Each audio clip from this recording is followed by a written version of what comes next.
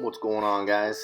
This is the second half of the week here, doing some close grip benching and some deadlifts. Nice short video for you.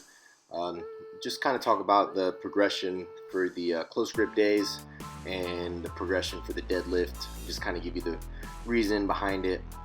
So first 3 weeks, actually 4 weeks of the close grip work is going to be fives.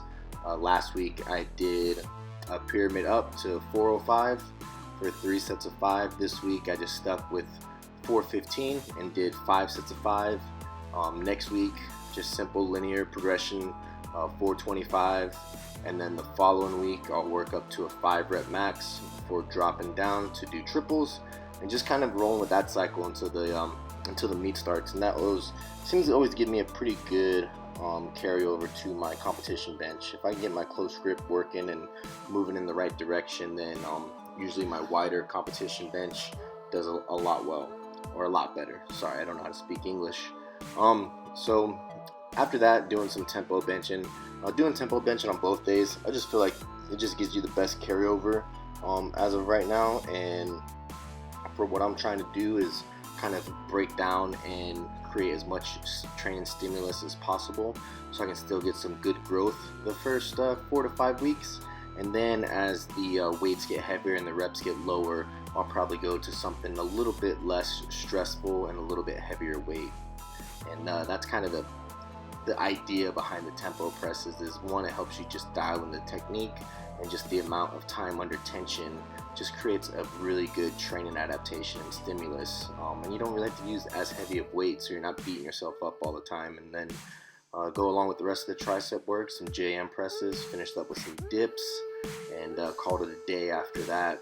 Typically everything is going to be mimicking the same set scheme as the first exercise, so pretty much everything was 5 sets today. So 5 sets of close grip, tempos, JMs, and dips. Moving on to my deadlift day, I was still pulling off of the higher blocks that we have. I think these are 4 or 5 inches, not really sure, not really too concerned. But the main reason pulling off of blocks, which here is 725, and that would give me a 50-pound PR to the last training cycle, so I felt really good about that. I did these for 4 reps. I did 2 singles and then a double, and the whole purpose behind the blocks are: 1, moving to sumo deadlifts twice a week. If I pulled from the floor both days, it would really beat up my hips a lot and would cause my squats to suffer, and it would just cause a really hard time for recovery. So one day is pulling from the floor, which is technique work with the chains in front, and then the second day for now is pulling off the blocks. This is the last week of the higher blocks.